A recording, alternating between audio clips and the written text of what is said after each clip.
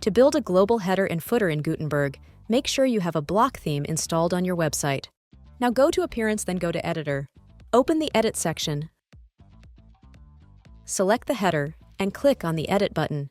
In the header, you can use GutenKit pre-designed patterns. Open the Template Library. Under the Patterns tab, enter the header patterns.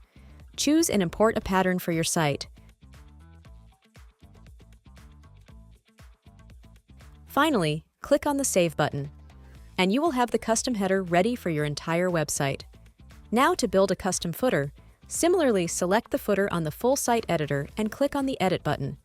For the footer, just like with the header, you can design a custom look using pre-designed patterns. Head over to the Template Library, pick a footer pattern you like, and easily import it into your site. You have built the custom header footer in Gutenberg. The header and footer you have built here is a global header and will be available on your entire website. Thanks for watching the video.